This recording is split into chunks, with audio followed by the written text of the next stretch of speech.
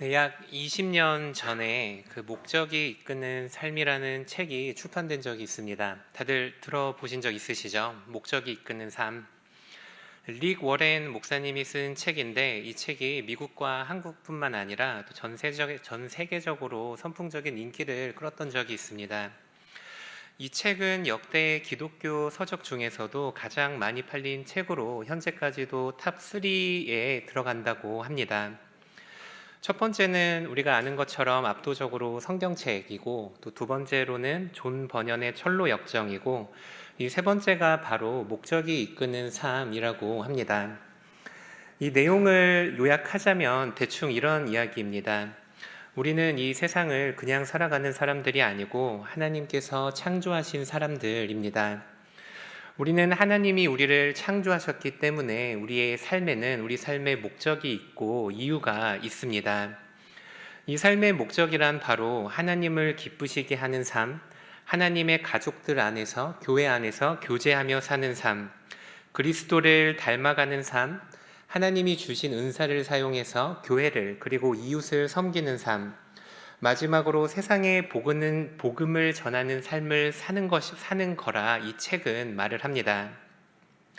이 책이 얼마나 인기를 끌었었는지 당시에는 교회를 다니지 않는 사람들 중에도 이 책을 읽었던 사람들이 꽤 많다고 합니다. 요즘에도 카페를 가면 사장님이 그리스도인이 아닌데도 불구하고 이 책을 전시한 경우가 종종 있습니다. 교회를 다니는 사람들뿐만 아니라 교회를 다니지 않는 사람들에게도 이 책의 메시지가 주는 울림에 공감을 한다는 의미입니다. 그런데 많은 사람들이 이 책을 읽은 것을 이 책이 단순히 시대적인 흐름을 잘 탔거나 시대가 요구하는 요청에 잘 응답했기 때문이 아니라는 것을 우리가 기억해야 합니다. 이 책이 사람들의 관심과 이목을 끌게 된 것은 이 책의 메시지가 사람이라면 누구나 가지고 있는 삶의 근본적이고 아주 보편적인 질문에 대답을 주기 때문입니다. 사람들은 모두가 내가 왜 존재하는지 삶의 이유에 대해서 알고 싶어 합니다. 사람들은 자신들이 불가능에 가까운 확률을 뛰어넘은 우연히 존재하게 된 진화의 결과물이라는 이야기를 듣고 싶은 게 아니라 내 삶에는 이유가 있고 내 삶에는 의미가 있으며 내 삶에는 목적이 있다라는 이야기를 듣고 싶어 하는 것입니다. 우리 삶에는 목적이 있습니다. 하나님께서는 여러분들을 그냥 만드시지 않으셨고 하나님께서는 여러분들을 통해 이루고 싶으신 하나님의 뜻이 있습니다. 오늘 우리가 함께 읽은 본문 말씀에는 자신의 삶의 목적이 무엇이었는지를 깨닫고 그 목적을 따라 살았던 인물에 대한 이야기가 나옵니다. 오늘 본문 말씀을 통해서 우리 삶에도 분명한 삶의 목적을 주시는 하나님의 뜻을 깨닫고 그 뜻을 위해 살기로 결심하는 우리 귀한 청년들 그리고 우리 시민교회 성도님들 되시기를 축복합니다.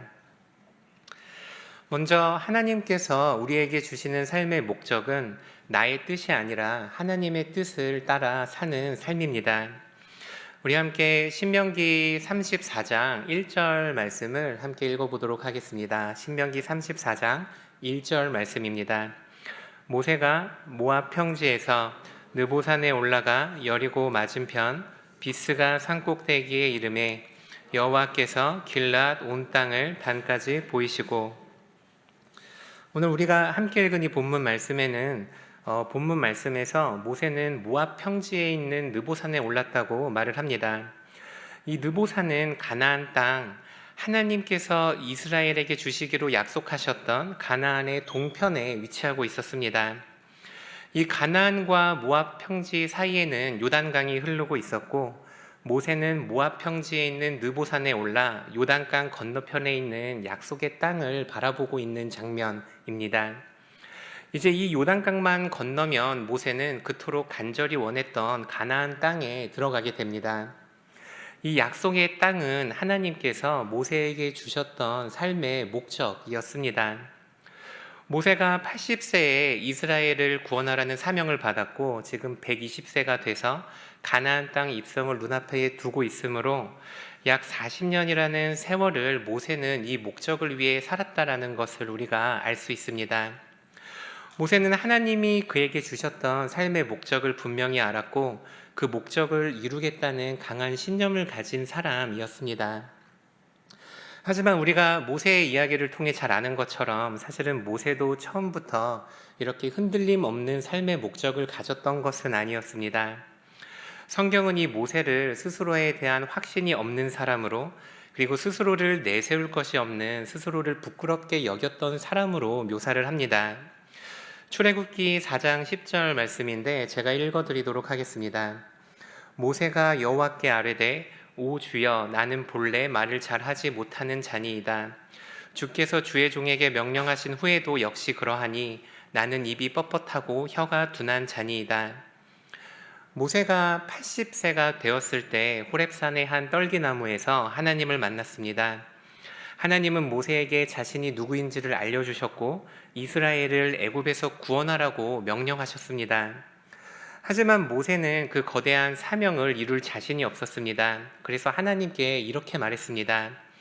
하나님, 착각하신 것 아닙니까? 저를 보내시길 원하시는 게 맞습니까? 하나님, 제가 누구이기에 이스라엘을 구원하겠습니까? 과연 저들이 제 말을 듣기는 하겠습니까? 모세는 아무것도 내세울 것 없는, 그리고 아무런 능력도 없는 자기 대신에 다른 이를 보내달라고 하나님께 간청을 합니다. 모세가 생각했을 때 자신에게는 하나님의 사명을 감당할 만한 능력도, 하나님의 사명을 감당할 만한 지혜도 없었습니다. 하지만 하나님께서는 이 모세에게 이스라엘을 구원하시는 거룩한 사명을 주십니다. 오늘 우리가 이 본문을 통해 첫 번째로 기억해야 하는 사실은 하나님께서는 이 모세처럼 하나님이 맡기시는 사명과 삶의 목적 앞에 낮아진 사람들을 찾고 계신다는 것입니다. 하나님은 자신이 주는 삶의 목적 앞에서 내가 갖고 있는 내 삶의 뜻과 계획을 내려놓을 줄 아는 사람들을 찾으십니다. 사실 모세야말로 스스로에 대한 자신감으로 가득했고 이루고 싶은 삶의 계획들과 목적들이 가득했던 사람이라는 걸 우리가 쉽게 알 수 있습니다. 그는 애굽의 왕자였습니다.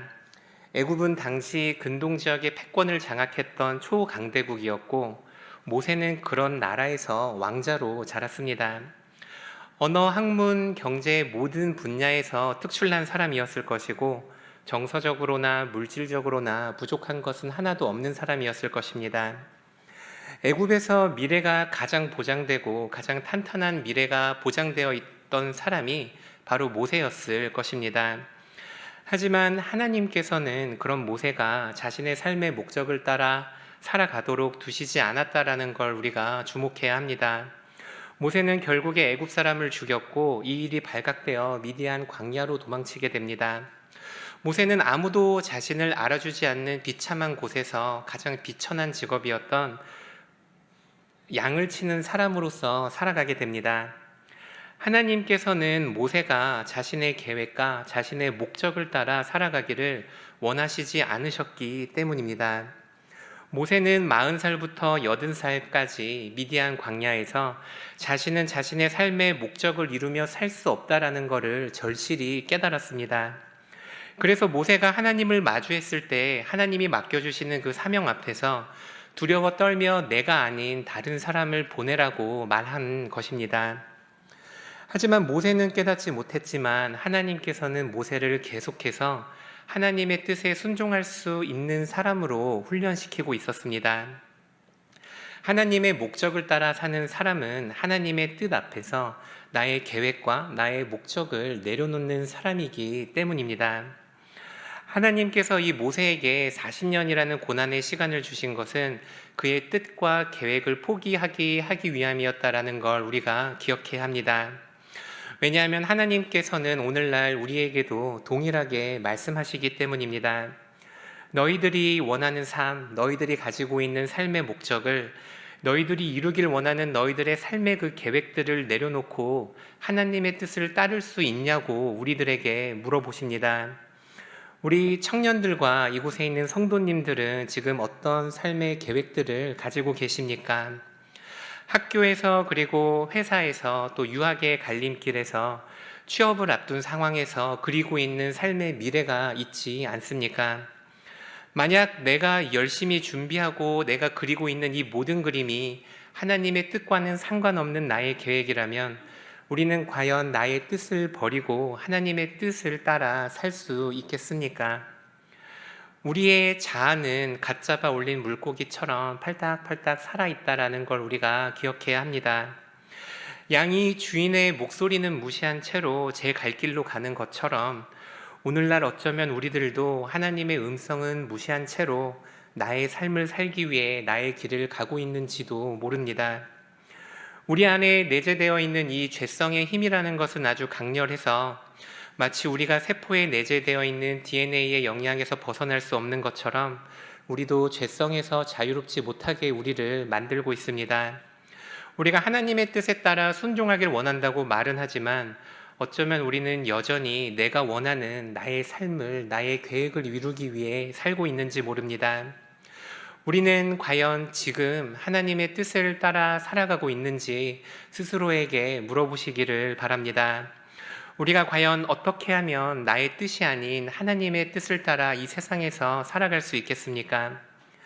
감사하게도 우리의 죄성에도 불구하고 또 우리의 연약함에도 불구하고 하나님께서는 때때로 우리가 하나님의 뜻을 따라 살아가게 하기 위해 우리 삶의 고난과 좌절과 실패를 허락하시기도 합니다.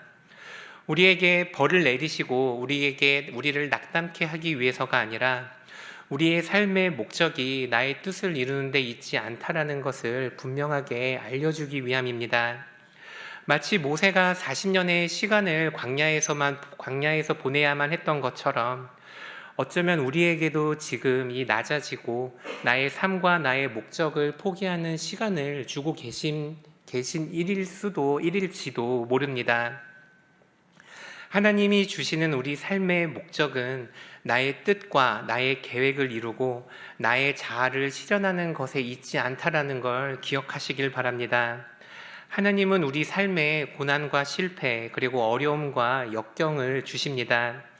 삶이 예상치 못했던 방향으로 흘러가게 되면서 때로는 내 삶의 주도권이 나에게 있지 않다라는 걸 분명하게 말씀하십니다. 이제 중등부 교역자로 있으면서 때로는 청년 선생님들과 교제할 때가 있습니다. 선생님들과 이야기를 하다 보면 주로 지금까지 살아왔던 어떤 삶의 이야기들과 신앙에 대해서 이야기를 나누게 되는데 이 청년생들 중에도 벌써 자신이 세웠던 계획들이 무너지는 아픔들을 겪었던 이들도 많다는 걸 알게 되었습니다. 우리가 취업을 위해 쓰는 그 수많은 지원서들도 마찬가지고 또 회사나 일 그리고 미래에 대한 우리의 계획들도 마찬가지입니다.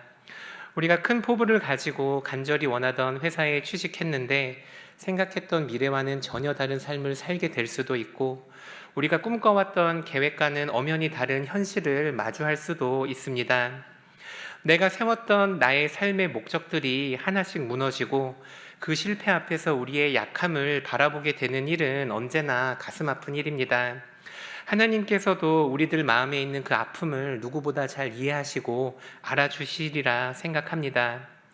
하지만 우리가 삶의 이런 어려움들을 만나고 내가 예상할 수 없는, 내가 그 이유를 알 수 없는 삶의 어려운 일들을 만나게 될 때 이런 일들이 오히려 우리 삶의 약이 되어서 우리가 하나님을 더욱 의지하게 만들고 하나님을 더욱 바라보게 만들며 하나님을 의지하며 살아가게 되는 계기가 된다라는 걸 기억하시기를 바랍니다. 우리가 실패를 경험하는 일들은 이 실패를 통해서 하나님께서 우리의 삶의 방향키를 조정해 주기 위함입니다. 우리 가운데 내가 오랜 시간 꿈꿔왔던 계획들이 무산되어 좌절과 실패의 시간을 겪고 있는 청년들이 있으십니까?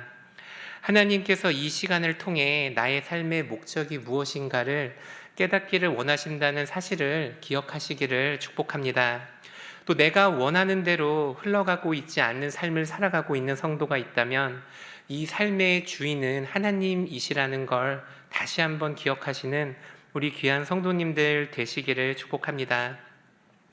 또 우리가 삶의 실패를 경험하는 일은 아닐지라도 우리가 무언가 지금 삶에 준비하고 있는 일이 있다면 내가 하고 있는 일이 이 하나님의 뜻에 어긋나지 않기를 기도하며 절실하게 하나님의 뜻에서 벗어나지 않게 되기를 기도하기를 바랍니다. 우리는 당장 1분, 2분 후의 일도 알 수가 없지만 우리가 믿고 우리가 의지하는 하나님은 모든 일을 알고 계십니다. 나보다 나를 더 잘 아시는 하나님께서 그 하나님의 뜻을 따라 하나님의 계획을 의지하는 사람이 지혜로운 사람이라는 걸 기억하시는 우리 귀한 성도님들 되시기를 축복합니다. 우리가 오늘 말씀으로 두 번째로 기억해야 할 것은 하나님의 나라를 이 땅에 이루는 것이 우리 삶의 목적이라는 것입니다. 우리 모두에게 주어지는 공통된 하나님의 목적은 나의 뜻을 따라 사는 삶이 아니라 하나님의 뜻을 따라 사는 삶입니다. 그리고 이 하나님의 뜻이라는 건 우리가 주기도문에서 고백하듯 이 땅에 하나님의 나라가 임하는 것이 바로 하나님의 뜻이라는 사실을 기억하시길 바랍니다. 우리 삶의 목적은 나의 뜻이 아닌 하나님의 뜻을 구하는 것이고, 하나님의 뜻을 구하는 삶이라는 건 하나님의 나라가 이 땅에 완성될 수 있도록 그 하나님의 나라를 앞당기는 일이라는 걸 기억하시기를 바랍니다. 우리가 하나님의 나라에 대해서 이야기할 때는 항상 두 가지 관점에서 이야기를 해야 합니다. 하나는 예수님이 다시 오실 때 이 땅에 임하게 될 온전한 하나님의 나라에 대해서 말을 해야 합니다. 우리 신앙의 기초는 지금 현실에 있는 게 아니라 바로 이 미래에 있을, 마지막 날에 있을 그 믿음 위에 세워진다라는 걸 기억하십시오. 오늘 하루의 시간도 아무런 방향 없이 흘러가고 있는 게 아니라 지금이라는 시간도 예수님이 다시 돌아오시는 그날을 향해서 흘러가고 있습니다. 오늘 우리가 드리는 이 예배도, 그리고 우리가 공동체 안에서 나누게 될 그 교제도 마지막 날을 기다리고 있는 그 문맥 안에서 의미가 있다라는 걸 기억하시기를 바랍니다.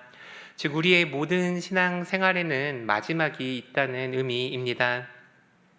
또 우리가 하나님의 나라에 대해서 이야기할 때 두 번째로 생각해야 되는 것은 예수님이 다시 오시는 마지막 날에 그 하나님의 나라가 시작되지만 동시에 오늘 이곳에서 우리를 통해 하나님의 나라가 이루어져 간다는 것입니다.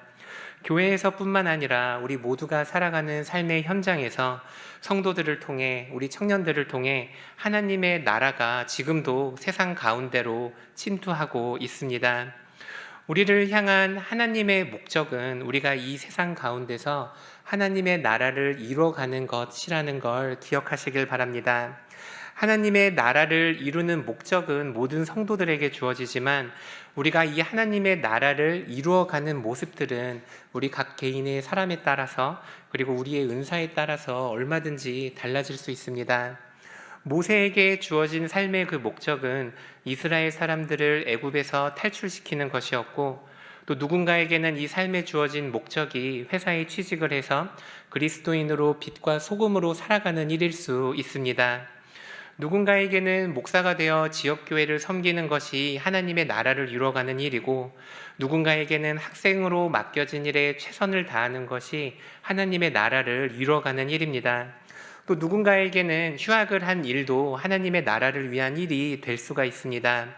중요한 것은 내가 지금 하고 있는 일이 무엇인지가 아니라 그게 회사가 되었든 공부가 되었든 쉼이 되었든 그 자체의 목적이 있는 게 아니라 하나님의 나라를 위한 수단이라는 것을 우리가 기억해야 합니다.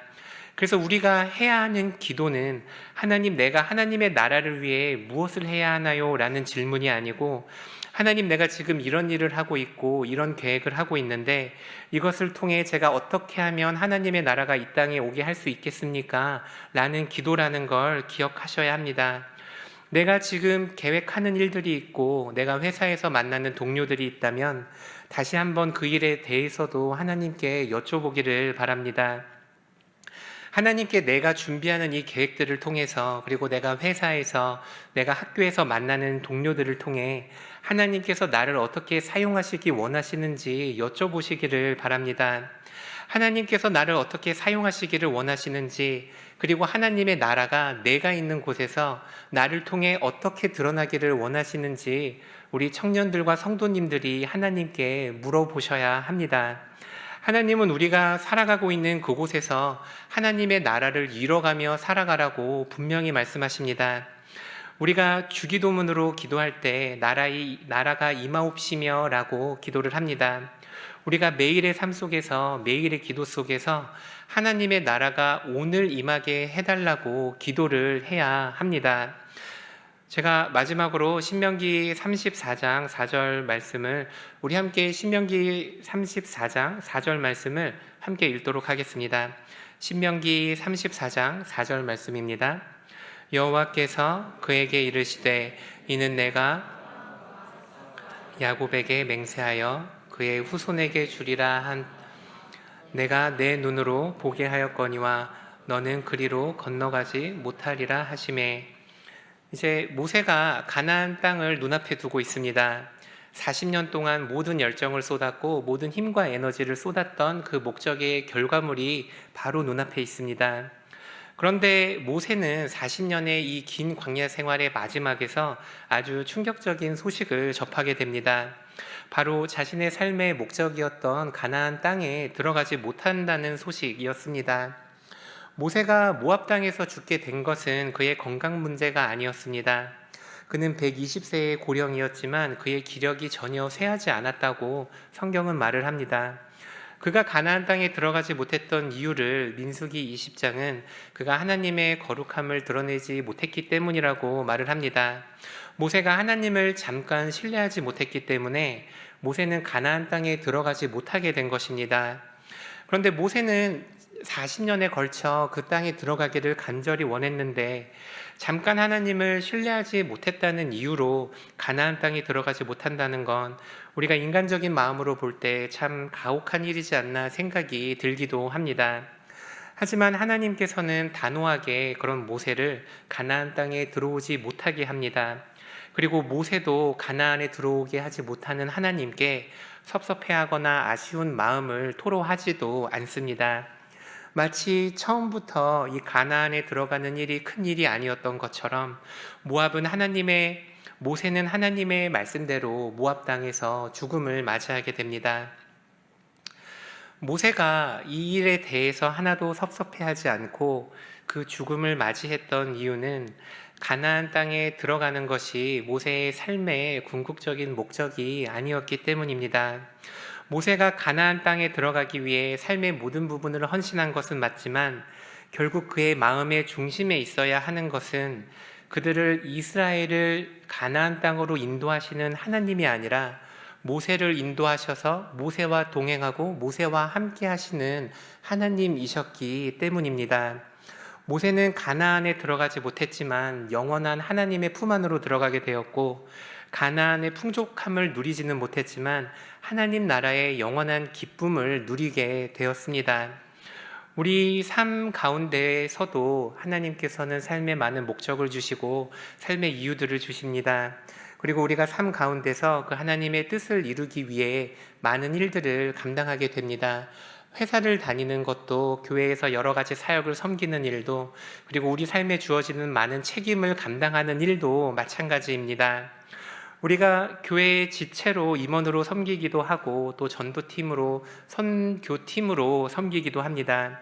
교회 봉사뿐만 아니라 우리의 삶에서 우리가 처한 환경 속에서 우리 각자의 삶의 책임들을 다하게 됩니다. 그런데 우리가 교회를 위해 헌신하고 하나님께서 우리에게 주시는 삶의 많은 일들을 감당하지만 궁극적으로 우리가 바라보고 우리가 의지해야 하는 분은 우리의 섬김과 봉사가 아니라 우리의 믿음 되시고 우리에게 믿음을 주시는 하나님 한 분이시라는 사실을 기억하시기를 바랍니다. 우리가 힘써서 우리에게 주어지는 하루의 책임 속에서도 포기하지 않고 끝까지 달려가는 이유도 이 여정의 마지막에는 우리의 눈물을 닦아주실 예수님께서 우리를 기다리고 계시기 때문이라는 것을 기억하시기를 바랍니다. 우리를 향한 하나님의 목적을 기억하십시오. 하나님은 우리가 나의 계획과 나의 뜻을 따라 사는 것이 아니라 하나님의 뜻을 따라 그 앞에서 나의 계획도 내려놓고 하나님의 뜻에 순종하기를 원하십니다. 그리고 그 하나님의 뜻이라는 것은 이 세상에서 내가 살고 있는 그 삶의 환경에서 예수님을 전하며 사는 삶이라는 걸 기억하시길 바랍니다. 우리가 세상을 살면서 하나님께서 맡겨주시는 이 목적들을 이루기 위해 살면서 때로는 실패하고 넘어져도 괜찮습니다. 우리가 삶의 어려움과 고난들을 마주하게 됐을 때 그 고난 앞에서 아파하고 그 고난 앞에서 넘어져도 괜찮습니다. 왜냐하면 우리는 우리를 사랑하시는 하나님께서 여러분을 이 인생의 마지막에서 여전히 여러분들을 기다리고 계시고 여러분들을 바라보고 계시고 지금도 여러분들을 사랑하고 계신다는 사실을 믿고 있기 때문입니다. 하나님의 뜻과 하나님의 나라를 위해서 나의 계획과 나의 뜻도 다시 한번 돌이켜 보시고 나의 계획도 하나님 앞에 내려놓을 줄 아는 우리 귀한 청년분들 그리고 성도님들 되시기를 축복합니다.